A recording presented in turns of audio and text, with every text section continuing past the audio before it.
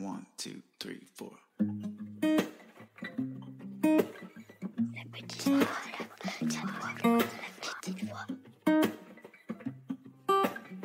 Bonjour et bienvenue dans cet épisode bis, histoire de prolonger la discussion avec mon dernier invité. Quitte à passer un moment avec des thérapeutes en les interrogeant sur leur parcours et leur métier, autant en profiter pour leur demander aussi des conseils pratiques. Dans cet échange, publié une semaine après le premier entretien, je retrouve donc mon invité pour évoquer une problématique concrète de bien-être ou de développement personnel. Aujourd'hui, dans cet épisode bis de La Petite Voix, on va parler d'un geste simple mais essentiel, boire. Pour en parler, on retrouve Christine Bouchard, qui est praticienne en énergétique chinoise et en méthode Bowen. Elle nous rappelle pourquoi et comment l'hydratation peut vraiment faire la différence pour notre corps et notre esprit.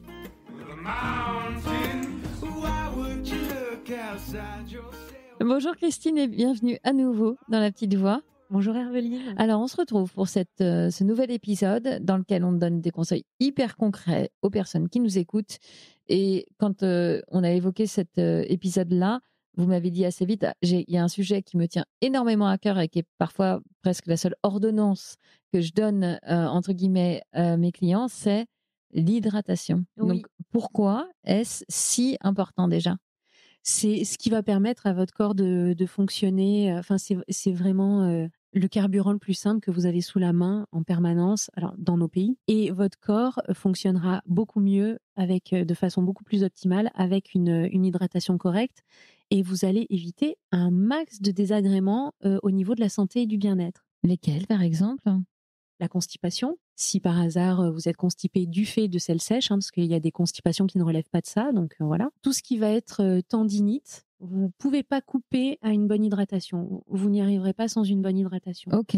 Donc s'il y a des nécessités d'infiltration, tout ça, si derrière vous ne vous hydratez pas, c'est très très dommage. Tout ce qui est céphalée, tout ce qui va être aussi de l'ordre de la mémoire, la concentration, la confusion mentale, ça peut être largement amélioré avec une bonne hydratation. Tout ce qui va être de l'ordre de l'ostéo-articulaire aussi, parce que vos os, globalement, ils ont tous à un moment donné, ils rencontrent tous une articulation. Sur ces articulations, il y a des poches de synovie ou des disques intervertébraux et qui contiennent une sorte de gel. Et ce gel, il est fait à partir de l'eau du corps. Si il n'y a pas assez d'eau, ça va se tasser, ça va devenir plus fin et les articulations vont un peu plus frotter et ça va créer de l'inflammation et faire mal. Et surtout, celui qui a besoin d'eau, c'est le cerveau qui baigne dans du liquide céphalorachidien. Si le liquide céphalorachidien, si le niveau commence à pas être correct, dites-vous que le cerveau, lui, il est prioritaire sur tout.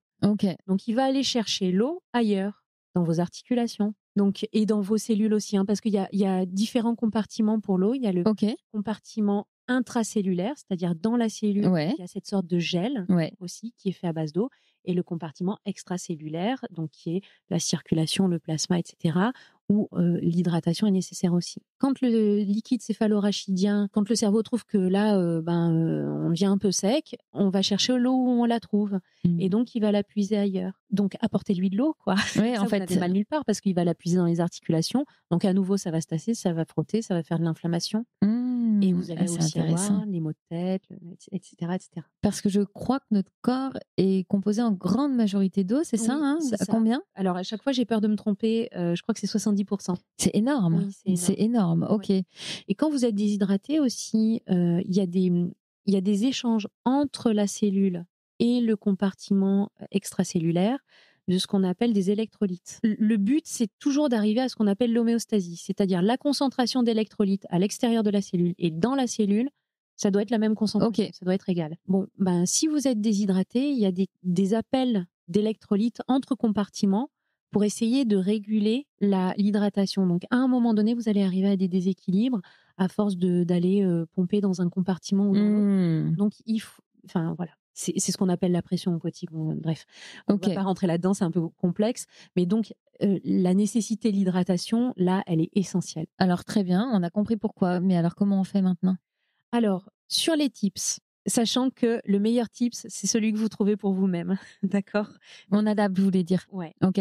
Mais moi, je vais vous livrer ceux que j'ai pu voir mis en œuvre par mes patients et ceux que je connais. Vous n'aimez pas l'eau. Très bien. Dans l'hydratation, vous pouvez mettre l'eau, les tisanes, le thé blanc et vert. Ok. À partir du moment où on passe à rouge et noir, on n'y est plus. Ok. Le café n'en fait pas partie. Bon, évidemment, l'alcool n'en fait pas partie, même la bière. Le sirop, c'est un peu dommage. Ok, parce qu'il y a du sucre en fait, c'est Voilà, ça? exactement. Si vous n'aimez pas l'eau et que franchement les eaux chaudes du type tisane, été, ça ne vous parle pas, il y a aussi des choses très bien qui sont faites. Alors il y a plein de choses différentes dans le commerce. Ça peut être des cubes qui parfument votre eau, mais qui ont zéro colorant, zéro additif, zéro sucre. Ça peut être, je trouve ça pas bête aussi, des sortes de capsules qui se vissent sur des gourdes. Oui, exact. Qui parfume l'eau, mais en fait, ça parfume l'air que vous inhalez. Enfin, vous voyez. Et donc, ça vous donne l'impression que l'eau est parfumée, alors que non, il y a zéro. C'est dans l'air aspiré, en fait. Exactement. Si vous insistez sur le fait que on puisse ne pas aimer l'eau, c'est que souvent vous entendez ça comme argument pour vous dire ah bah moi je bois pas parce que j'aime pas l'eau. Oui, ça m'arrive de rencontrer des personnes qui me disent bah moi je veux bien, mais franchement l'eau. Mais qu'est-ce qu'on lui reproche à l'eau? Parce que c'est assez neutre. Justement, il y a des personnes que ça gêne, que ça n'ait pas de goût. Et je crois que quand on a pris l'habitude de ne pas suffisamment boire pendant longtemps, on a un peu l'impression de se sentir comme une baudruche. Ah, ça nous gonfle un peu. Ouais. D'accord. Alors justement, autre tips, l'eau, c'est un peu moins utile si vous en consommez une grande quantité d'un coup. Donc il ne s'agit pas à 18h en se disant oh merde, j'ai pas bu aujourd'hui, je m'enfile une gourde d'un litre 5. C'est beaucoup moins efficace que si on a tout au long de la journée bu régulièrement. Exactement. Okay. L'hydratation, c'est quelque chose qui doit être régulier en petite quantité. Alors quand je dis petite quantité, ça peut être un verre, oui. Mais un verre d'eau. Alors voilà, parmi les tips que je propose, il y a les adeptes de la bouteille. Ouais, c'est ça d'avoir toujours sa gourde avec soi en fait. Soit vous avez votre litre et demi et vous vous dites c'est ça que je dois boire pour la journée. Soit il y a les adeptes du verre. Ils posent, par exemple, c'est valable pour les personnes qui travaillent chez elles ou qui sont à la retraite ou qui avec beaucoup de sédentarité ou même au bureau, ça peut fonctionner le verre d'eau.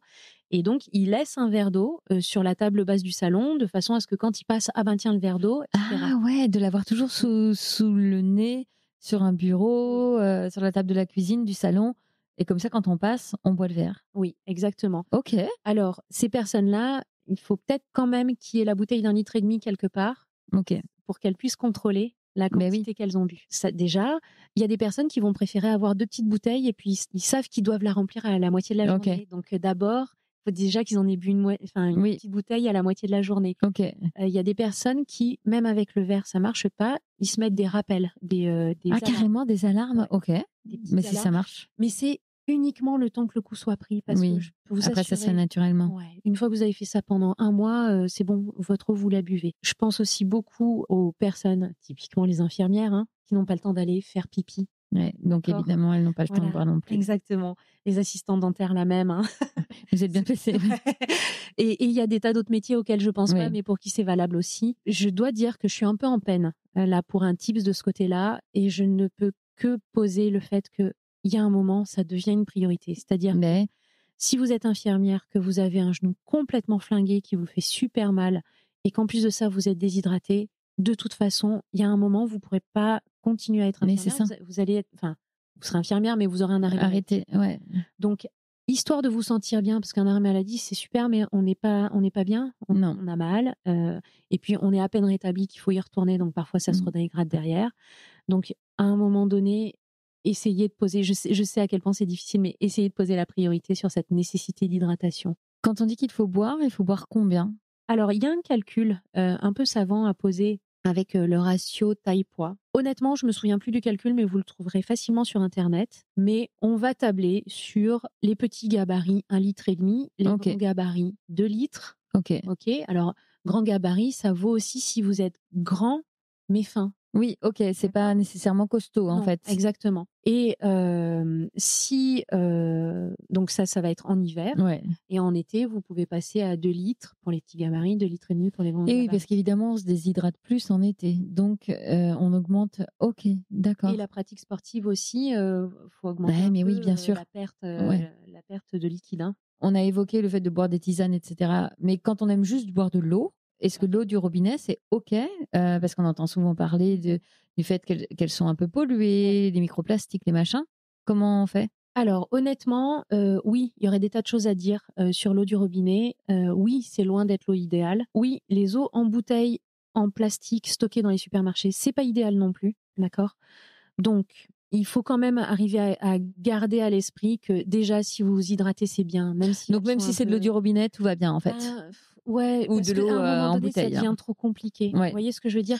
Mais il y a des tas de choses à dire. Hein. Je pense qu'il y a des thérapeutes que ça peut faire sauter au plafond, ce que je suis en train de dire. Oui. Mais moi, je trouve que c'est déjà bien si on a déjà le taux d'humectation, vous voyez, même si dans l'humectation, il y a des trucs qui vont pas. Ouais. Après, à titre personnel, chez moi, j'ai installé un filtre sur robinet. Alors, c'est un petit robinet. Oui, que vous fixez sur le robinet. Ouais, je vois. Ouais. Donc, l'eau est dérivée par un tuyau vers une cartouche qui filtre, dynamise, et il y a divers niveaux de filtration, donc même les particules les plus fines. Mais il y a aussi la question de la dynamisation de l'eau. Oui. C'est-à-dire, il y a des... C'est vivant, en fait, c'est ce que vous êtes en train de dire. Il y a des vortex pour la rendre vivante.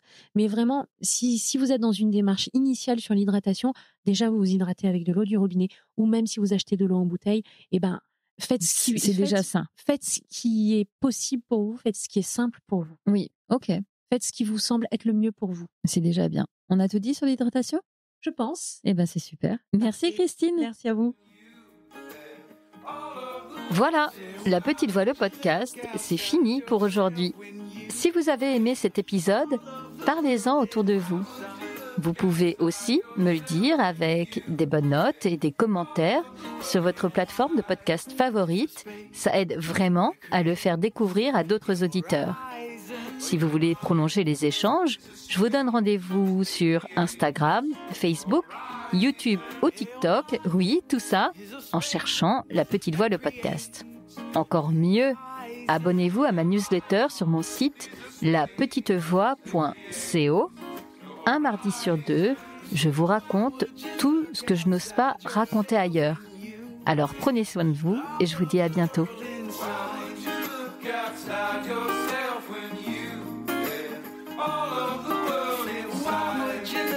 Outside yourself when you have all of the world inside. Why would you look outside yourself?